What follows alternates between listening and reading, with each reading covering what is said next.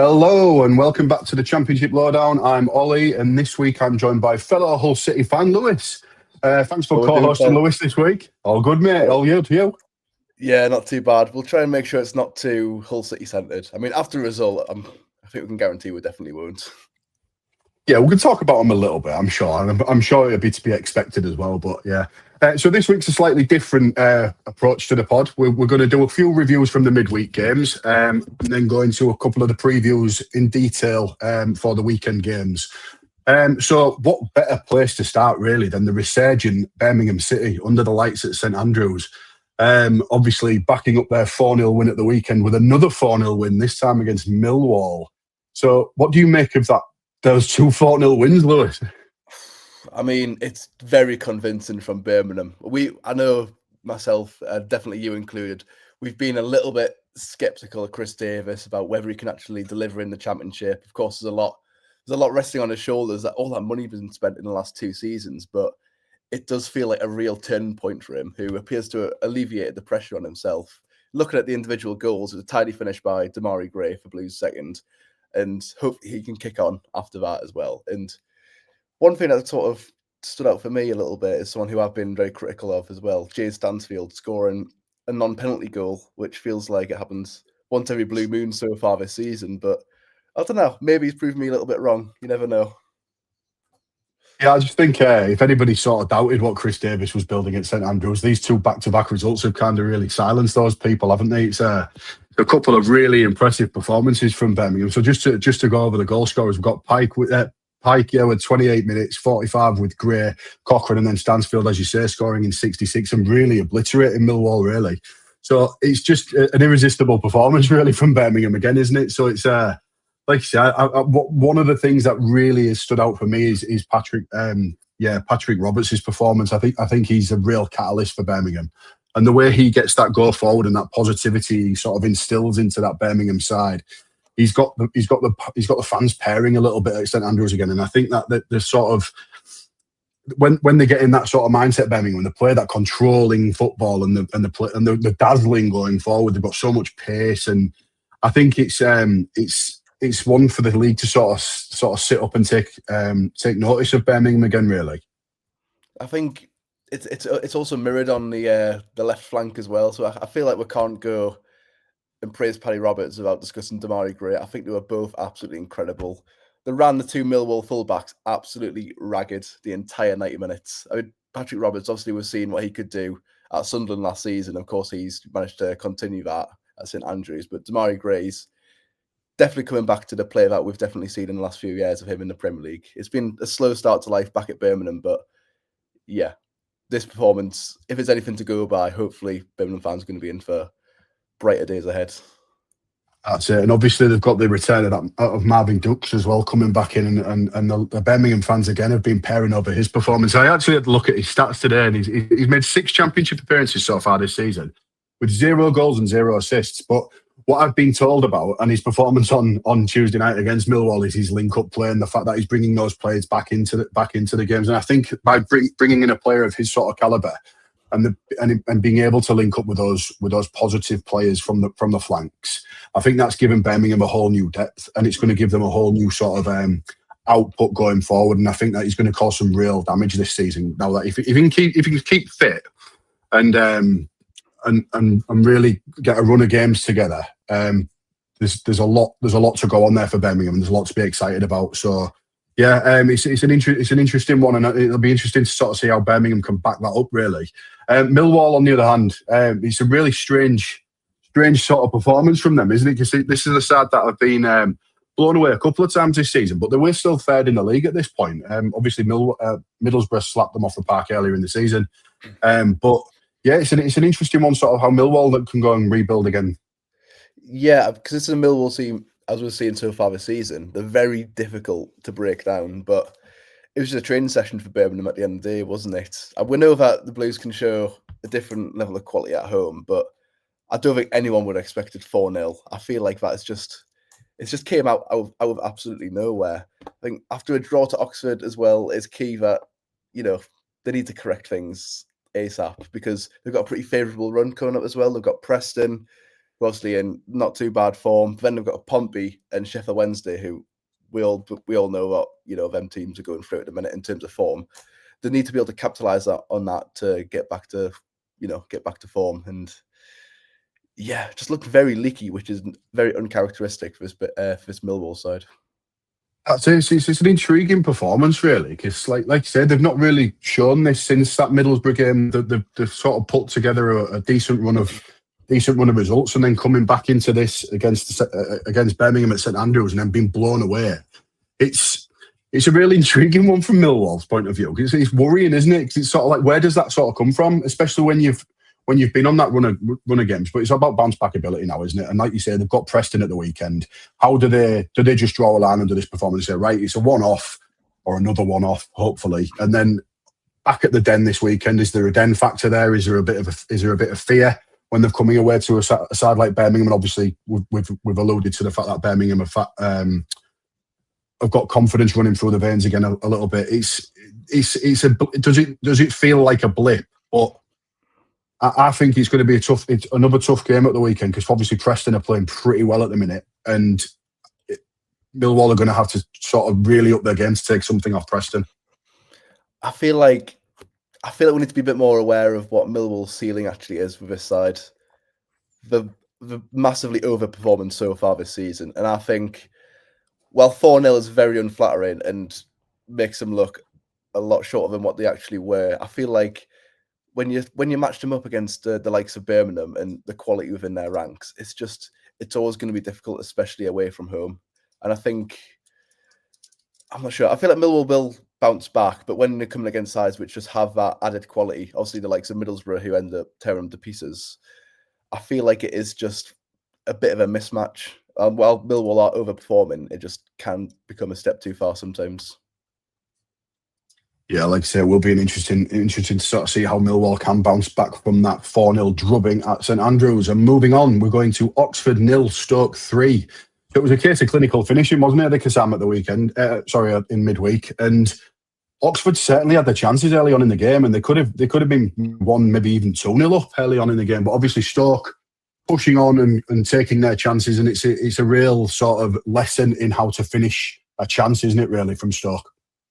I mean, I've literally got on my notes written straight away, a tale of Stoke being far more clinical, and that's all it comes down to. Mark Robbins has got them ticking, and yeah, it was a brilliant performance by them. One thing that I noted as well, which is quite surprising, if you look at the shots taken from both sides, Stoke were far more patient on the night as well. Stoke taking just 2 shots outside the box, while Oxford took 7.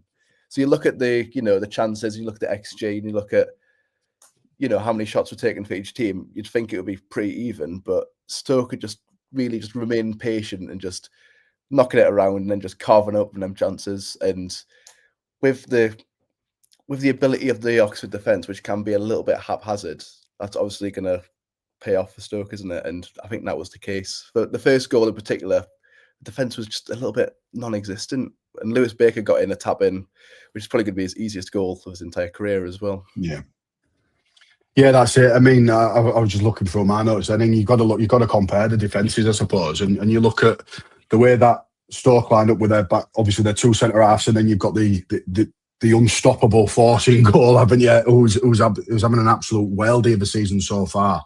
And yeah, like you say, Lewis Baker getting two goals, and then obviously Nzonzi coming back with his first goal since return, slapping in a volley from a corner.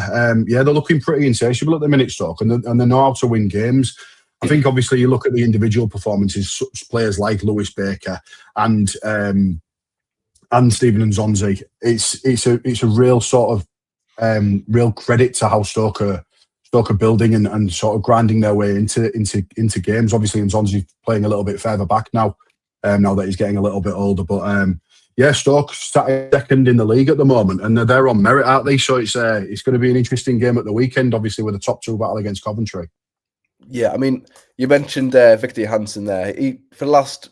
Ever since he joined Stoke, even when he was at Rotherham, to be fair, he's always been in that conversation of, is he the best goalkeeper in the Championship? I want to ask you now, is there even a conversation at the minute? Is there anyone who's getting anywhere near him? I don't think there is, honestly. I don't think so. You can't, even the stats speak for themselves, don't they? I mean, Stoke's sort of record in defence, they're conceding less than 1 goal a game.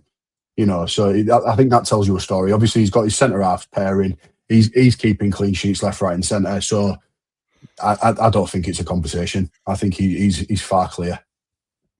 Yeah, he's just phenomenal, to be honest. The fact that even when he was at Rotherham United, and obviously they got relegated, and he was obviously going to not drop down to League One. He was far above that quality.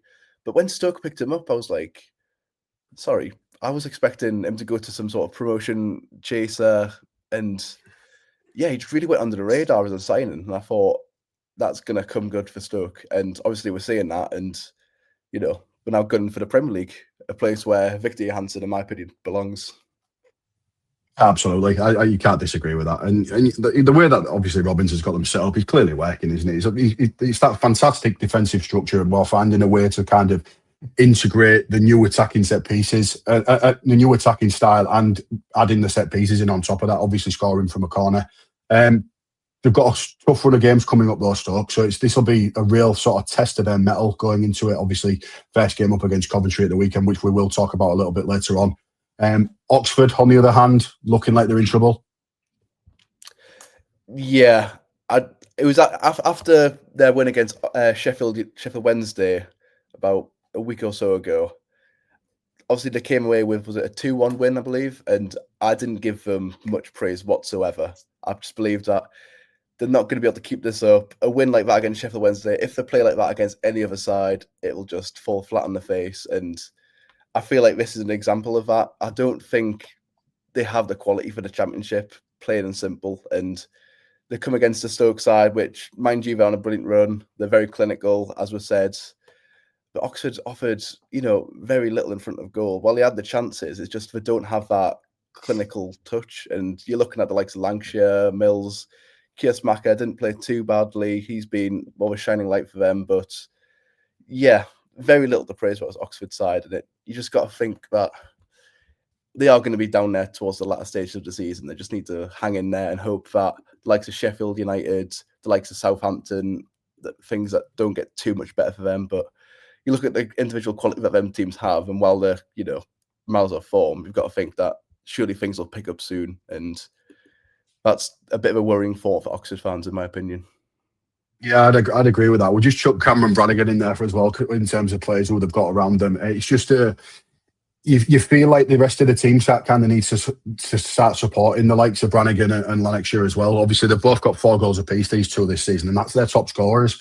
So they need to start chipping away with a few more goals, don't they? And it's the system, the setup. One thing I will say, which is a positive for Oxford, obviously, the teams they have beaten this season have been teams in and around them, which is your bread and butter, isn't it? When you're down there at the bottom of the league, you want to be beating teams around you. And obviously, they've beaten so far this season Sheffield Wednesday. They've beaten Derby, who were all right. The Derby are climbing back up a little bit more now, but yeah, so that could be a positive thing for them. Obviously, they've shown characters to score to win games in these big games against their sort of relegation rivals, if you like. But I think Gary Rowett's got a pretty big job on his hands to keep Oxford in this division. I think one decision which I don't know if it's down to injury or not, but if it's not, I can't really wrap my head around it. At the Sheffield Wednesday game, one player who stood out for me for Oxford, Philip Krastev, incredible on the ball. He was creating chances left, right, and centre. When on the ball, Sheffield Wednesday couldn't even touch him. And here he is in a home game that lost 3-0, and he's an unused substitute. I just can't really wrap my head around that, to be honest. Yeah, it's a strange decision, isn't it? It's a really strange decision. Obviously, could just quickly touching back on Stoke again. It's obviously it will. I suppose we'll find out this weekend if that sort of defence is a sustainable thing to keep Stoke up there at the top of the league. Obviously, they are scoring goals as well. They've scored a few goals in the last couple of games, but like we said, they're there on merit. They're going into a game against Coventry this weekend, which will be a real blockbuster battle. So yeah, that's the Oxford 0, Stoke 3 result going into the next game. We just mentioned it. It's Coventry 3, Sheffield United 1, with goals from McCullum for Sheffield United, Sakamoto, Thomas, and obviously Thomas Asante getting on the score sheet again. That's 10 goals for Thomas Asante this season, and obviously Coventry showing some real sort of character as well to come back from behind in this game, following on from their defeat against Wrexham. So yeah, they've turned it around again a little bit here. So how did you see this one? I'll be honest, I wouldn't often be looking at a 3-1 defeat for Sheffield United and then going on to praise Sheffield United. I feel like the first half saw a Blades team that showed up, which we hadn't even seen at all this season. They had much more character, and if we're being honest, we're able to quash the threat of Coventry pretty well, considering we're at the CBS Arena in the first half. Obviously, the inevitable happened. Coventry came back into it and then ran ragged, which is just to be expected at this point for any Coventry team. So there's more praise than than issues for Sheffield United after this one, but you just don't know when that next win's going to come for them. Unfortunately, no, you don't. I'm like, go on. Sorry, like the issue I've got with Wilder, I don't know if it's an issue or he's sort of like forced into it, but there's such a lack of consistency with team selections at the minute. Because obviously during the at the weekend, no Tom Cannon in the squads, no Louis Barry either. All of a sudden against Coventry, Tom Cannon's leading the line, and Louis Barry again not in the squad, but there's no consistency whatsoever. But I suppose if it continues to not work, he's got to keep changing it, right? What do you think? Yeah, I suppose he's got to try these things, hasn't he? But I'm wondering if he don't know what his best team is, because obviously they've all been so poor this season, and the sort of confidence on the pitch is going to be low, isn't it? So every single player, they're going to need somebody to kind of stand up, put their hand up, and say, "Right, lads, this really needs to get together now. Otherwise, we're looking down the barrel, and we're really looking like we're in a relegation dogfight." They went on they had a couple of games where they got a couple of results, and you might have thought, right, Sheffield United are coming back now. It's time to sort of take notice of them. They might start shooting up the league, but then they followed that up with 3 defeats in a row, and they're in trouble here. They really are in trouble, and I just think it's like you say, I don't know when that next result's going to come for them. It's a really interesting time for Sheffield United, and I thought defensively they were really poor against Coventry. There was a couple of chances that obviously Coventry took. I thought O'Hare's defensive mishaps for the goal was just ridiculous. I think the real catalyst in this game for me though was when Sakamoto scored, and it just kind of zapped all the energy out of Sheffield United, and it just took the game in a completely different way. We have seen that quite a lot of Sheffield United this season as well. Of course, I mentioned and I praised the character they showed in the first half. That did disappear in the second half as soon as Sakamoto did score. The heads just seem to drop. They just don't have any faith in themselves, and I don't think it's helped by the fact that Chris Wilder clearly has no faith in them as well. You see him in press conferences and he says, "We haven't got a number 9. So Tom Cannon's sat there thinking, does he not remember me? Tyrese Campbell's questioning himself as well. Danny Ings is on the bench, wondering what's going on. I feel like Chris Wilder, he's been the saviour at Bramall Lane many a time, but it's a different kettle of fish now. It's a very different problem that he's got here, and I don't think he's handling it in the best of natures. I'd agree, but it's seemingly about Chris Wilder all the time, isn't it? It always seems to be about him. Everything comes back to him. Like, we'll go back to, I think it was his first game back at Bramall Lane when he booted the ball into the stand. He always just seems to try and make it about him. Do you know what I mean? And this is a lot bigger. Sheffield United are bigger than that, aren't they? They don't need a manager to be the focal point of this. They need the team to be the focal point, and they need that, like I say, they need that leadership on the pitch to really start pushing forward. And are we saying now that Wilder gets sacked again? They wouldn't do that. I think COH Sports can't admit another mess up, to be honest. They admitted they were wrong when they sacked Ruben Sellers, and Chris Wilder came in and they said in their statement, our promotion push is still on. But we're looking at it now and we're thinking, promotion push from League One next season. Mm-hmm. It's absolutely it's a disaster class in club management at the minute. And you look at you mentioned like leaders on the pitch. There aren't any. We've got Ben Mee, who's got a Premier League experience as well, and like Tanganga's obviously played a fair bit in the Champ as well as the Prem. But the midfield in particular just looks very passive. City Peck's a shadow of his former self. Callum O'Hare obviously mentioned that he made a few mistakes. I think we've also got to mention Michael Cooper's injury as well, because that proved to be a bit of a turning point as well. One thing I will say is Sheffield United back at home this weekend against QPR, but the real concerning thing for Sheffield United is their form at Bramall Lane. They've got one win and 5 losses at Bramall Lane. They need to start making it a tough place to go again, because teams aren't fearing it. QPR, weird sort of side. They'll be fancying their chances of going there and getting a result there this weekend at Bramall Lane. So that finishes our in-depth sort of view of the midweek's games, just to go over the results from the other games. It was Bristol City 0, Blackburn 1. Who obviously Blackburn pulling away with another victory there. It's an interesting one. Charlton leaving it late to beat West Brom 1-0 again. Derby 2, Hull 1.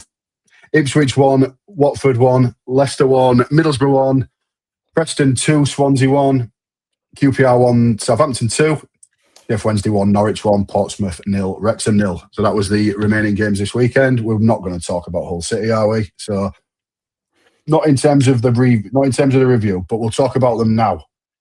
So we're going into the games this weekend. The first game we're going to talk about is Hull City against Portsmouth, Lewis. So how do we bounce back from that? Well, there's obviously reports circling that Bellumi could be back, and I feel like that is massive. There's no way of playing it down. That will be absolutely massive for Hull if we can get him into the squad. There needs to be a response, we all know, after that poor defeat against Derby. A Derby side which, fair enough, they're on a really good run of form. Is it 4 wins in a row now, I believe? So John Eustace has got them ticking, and they're climbing their way back up the Championship. But yeah, there really needs to be a response against a Portsmouth side who have shown very little recently. And yeah, if Bellumi's back in the side, I don't think he'll start, but if he's back in the squad, that could be huge, couldn't it? Massively. Obviously, especially since losing Liam Miller again. The one thing that concerns me is I just hope we're not going to rush him back again, because obviously we need to learn from our lessons from last time where we brought him back. It seemed to be brought back a little bit too early. He looked like a bright spark. Did we give him 2 minutes? Did we give him too many minutes? Are we rushing him back too much, too quick, too soon? I don't know. Hopefully he'll be back in the team. Let's be honest. If we can go into this Portsmouth game, play like we normally do play, with our attacking sort of prowess and guile and sort of fearlessness, if you like, Portsmouth have got a real job on their hands here, and they don't score many goals to Pompey. It's one of the lowest sort of XGs in the league, if you like, if people want to talk about XGs.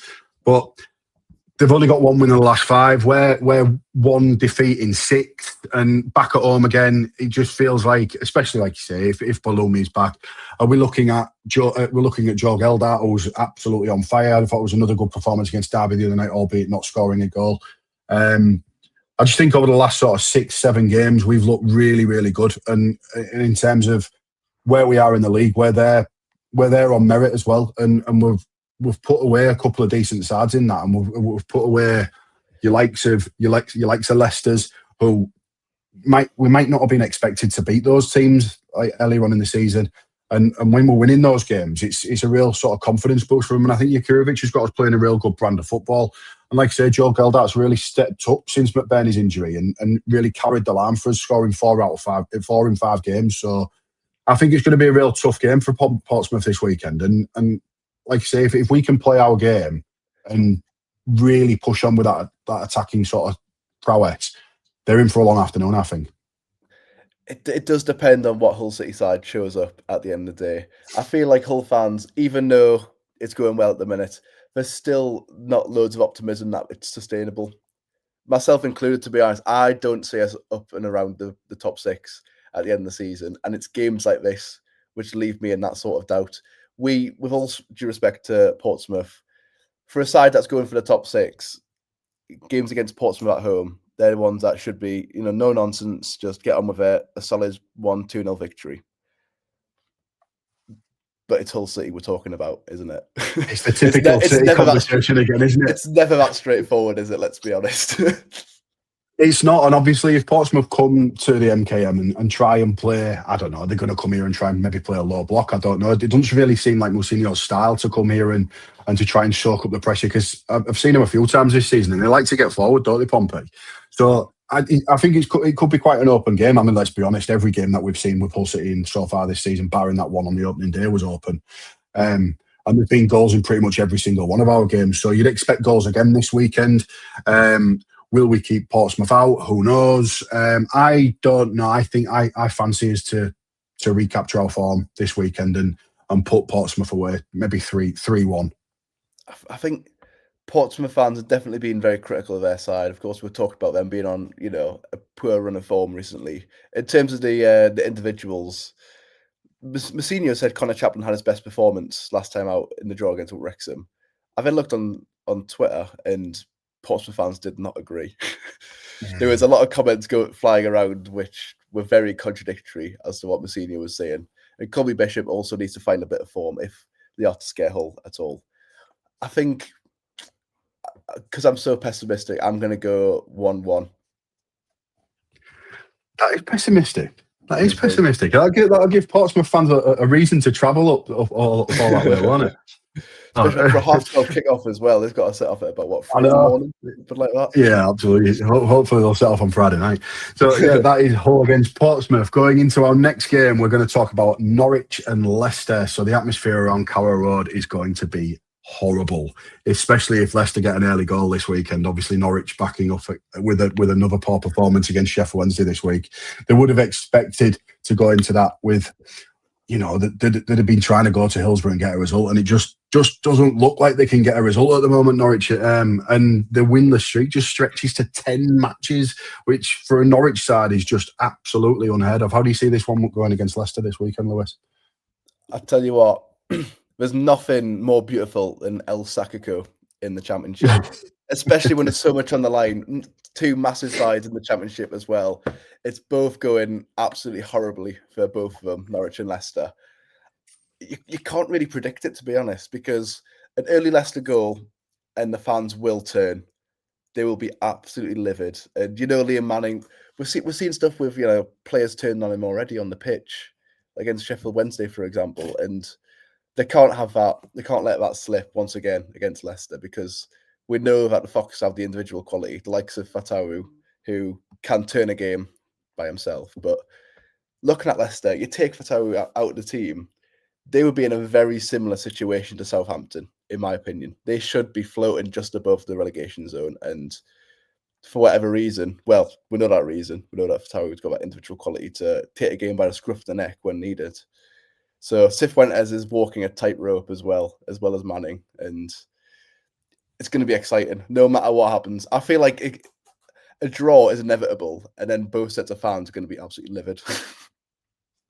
I asked James this question the other week in one of our podcasts. Is there a situation here where this ends in a draw and both managers lose the job?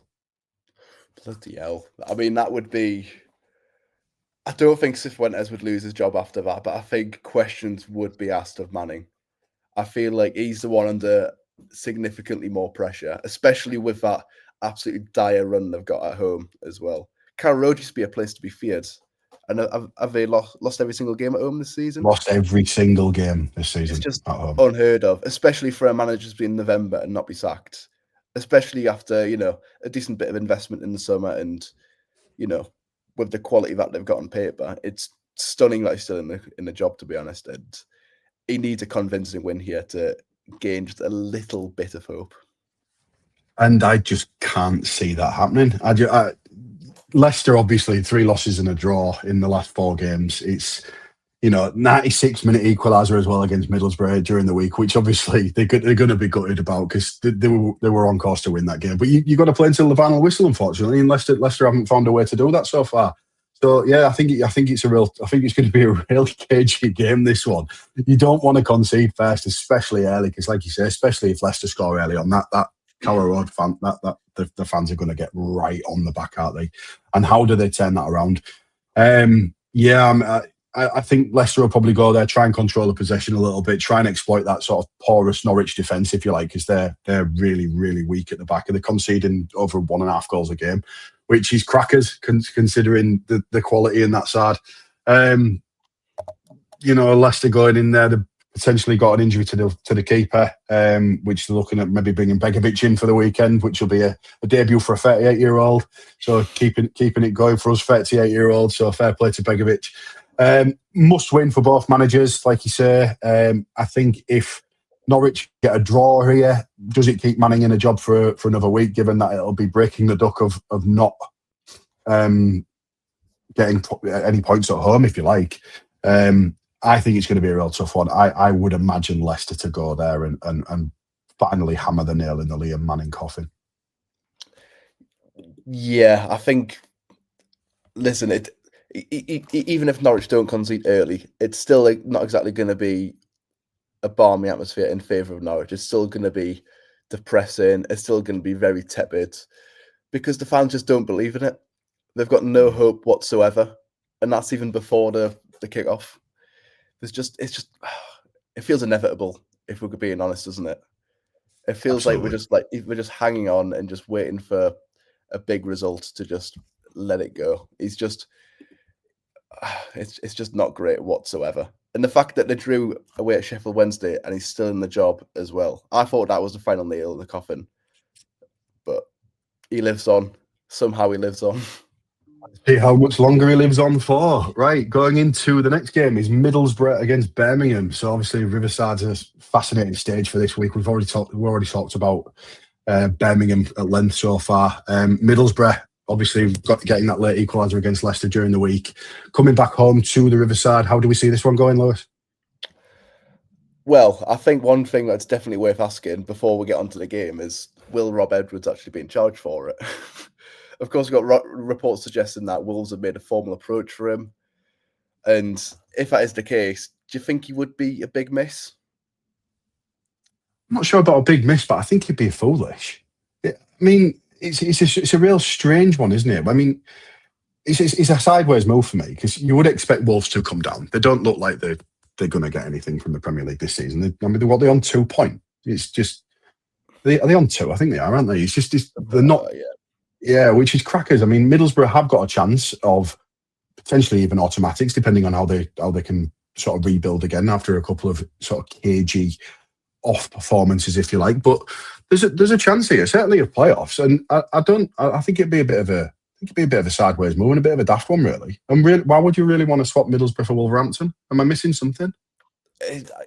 I don't understand, to be honest. Of course, you've got the pull of the Premier League, but what's that pull worth when you're going to be in the Championship in 8 months' time? Do you know what I mean? Especially with the situation that Wolves are in. Because we don't want to turn this into a Premier League podcast, but there's not many reasons why you would want to move to Wolves from Middlesbrough, especially when Borough have got, they've got hit an early bit of form. Of course, he's only recently just started the job as well. I don't know. It just feels like a very bizarre move if he was to do so.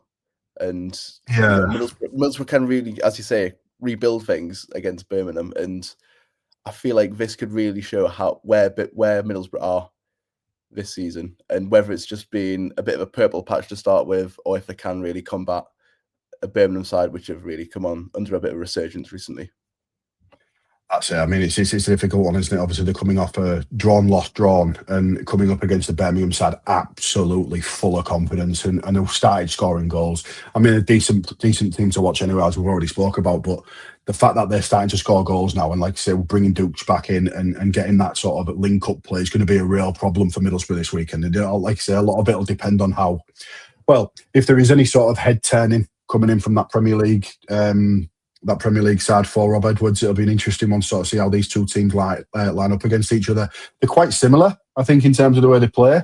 But I think Chris Davis's side are going to go there full of confidence. They'll carry on playing like they are. I know they've got they might have a couple of knocks, might they? I think Damari Gray said he might be out this weekend, but which will be a big loss for him, obviously, given the way he's playing. He's banging the goals in. Patrick Roberts has been rumoured to have a knock as well, but hopefully he can be fit for them. And obviously, that's the two wingers. If they've got injuries this week, it's going to be a real different Birmingham side. Tough one to call this. I think it's definitely worth noting that, of course, it's Birmingham a very different side home compared to away.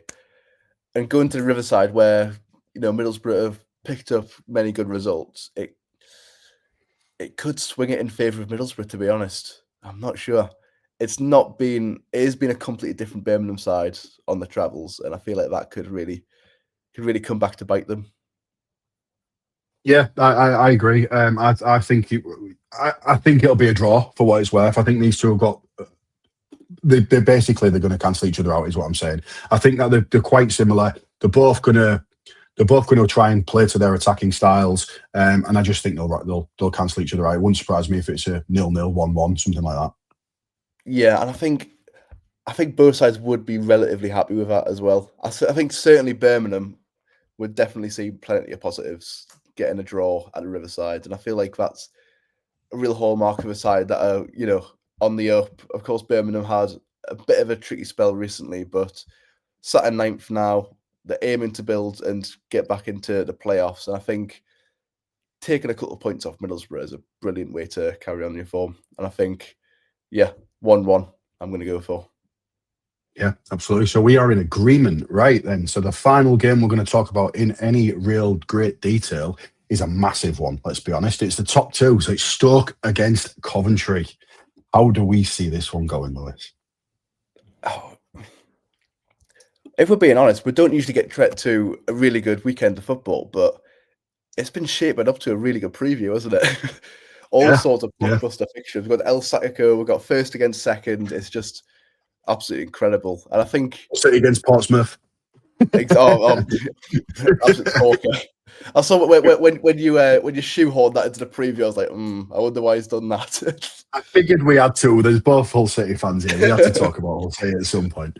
No, that is fair enough. But with this one, I think similar to Middlesbrough and Birmingham before, this could really show where Stoke City and Mark Robins truly are this season.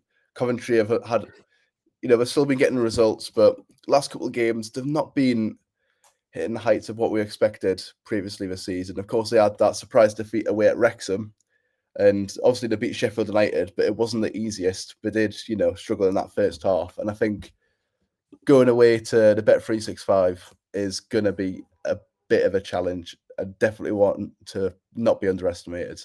Mark Robins will go out and he'll fire up his side. What's it called? The fans will be a bit balmy as well. Frank Lampard could struggle here as well, and it'll show what he's made out of as well if they're able to get a point. A point for Coventry would be an incredible result, I think. I think they would definitely take that at this stage. It's a case of the unstoppable force against the immovable object, isn't it? Obviously, Coventry, 39 goals in 14 games is absolutely incredible. Coming up against the Stoke side, as we've spoken about, they just don't concede goals. I think they conceded 8 goals or something like that this season, which is mental. I think you're right. It's the one thing I will say about Coventry is they've shown a bit of character to come back round. Obviously, losing the game at half time against Sheffield United to turn that round, bring it home, bring those 3 points back, and then really start pushing again towards the automatic promotion if that's the sort of where they want to be at the end of the season, which I'm pretty sure they'll be looking at. You've got the likes of Thomas Asante, who scored 10 goals this season, Hadji Wright, who's on 9, Victor Torp, who's got 6, which they're just absolutely littered with quality. But like we've already spoken about, Johansson in goal for Stoke, their 2 centre-halves who are just playing really solid, hard to break down football. And they're finding ways to break teams down and to come away with wins. Added to that, they're scoring goals as well now, Stoke. So I think you're right. I think it's going to be a really, really tough game to call for both of these sides, to be fair. They're such a contrasting styles. I just think if these teams can come away with a draw, I think they'll both take that. Yeah, I think they definitely would. It is worth, looking at both the home and away form. At home, Stoke haven't been incredible. 13 points in 6. Not too bad, but obviously not incredible. Coventry, on the other hand, the best side in the Championship away from home, 14 points in 7. So you look at Stoke being a tough place to go and Coventry, probably taking a point. They could go there and ruffle some feathers as well. This Coventry side can really just hit Premier League heights in terms of quality, if we're being honest, when they're ticking. And they could really go to Stoke and do that, couldn't they? That's it. I mean, like we've already said, they're playing Premier League football, aren't they? The way they play, it's exciting, it's attacking, it's relentless, if you like, And obviously, they were going to lose at some point, and the losing to Wrexham they'll hope it is just a blip, and you're not going to go an entire season in the Championship without losing a game. It just doesn't happen. It's too competitive, and it just doesn't happen. Still sitting at the top of the league, obviously Stoke climbing up a little bit to try and challenge them. And this is a real tough game. And I can't say I'm going to sit on the fence. I am going to sit on the fence and I'm going to predict a draw. But I do think there'll be goals in this game. So I'm going to go 2-2. And I think both sides will be happy with that. Yeah. Can you see Stoke conceding 2 goals? Of course, it's talking about a Coventry side who score goals, but do you think they can get bag 2 against Stoke?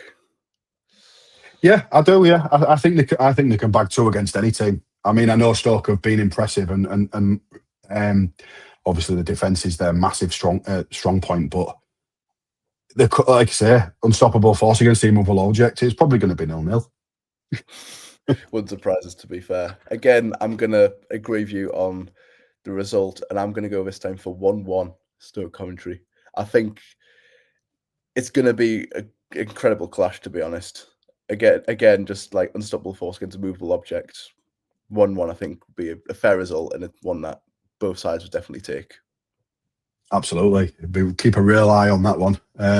Right, so that wraps up our in-depth preview and our review for the week so far. So just to touch upon the other games that we've got coming up this weekend. Kicking off on Friday night, we've got Watford against Bristol City. What's going to happen here, Lewis? Bristol City need to really drag themselves out of the mire, don't they? It's going to be a bit of a challenging one, I feel like, especially Watford at home, who haven't looked too bad as of recent as well. I'm going to say Watford 2-1 win.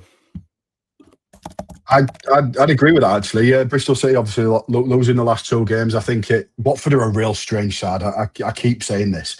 But you just don't know what you're going to get with them. And you look at the where they are in the league, obviously slap bang in the middle, played 14, won 5, drawn 4, lost 5. So they're consistently inconsistent. Lost 1, drawn. So it's one of them real strange sides. You never know what you're going to get with Watford. But I do fancy them at home at Vicarage Road this weekend to beat Bristol City. Next game, we have got Blackburn against Derby at 12:30 on Saturday afternoon. What's going to happen here?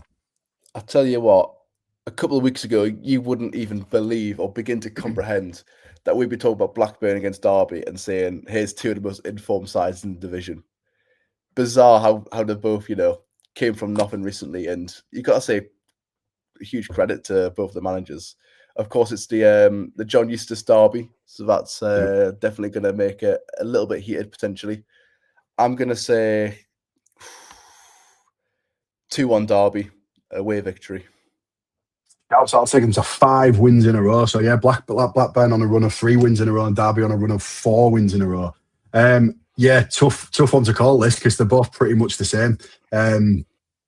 Derby obviously just propelling themselves right away from that relegation battle that they were in, and they're now currently sat in 11th place in the league. From what I saw from Derby the other night against Hull City, I thought they were really, really poor. I didn't foresee us losing that game when we came out second half, but we did. And I said I wasn't going to talk about it now. I've spoken about it. But I fancy the other way around. I'm going to go 2-1 Blackburn. I fancy Blackburn to get a result here with Park. Next, we've spoken about Hull City Portsmouth. We have Millwall against Preston North End, which would feel kind of unlucky not to be mentioned in our extended preview, but we have Millwall against Preston North End. How are we going with this one?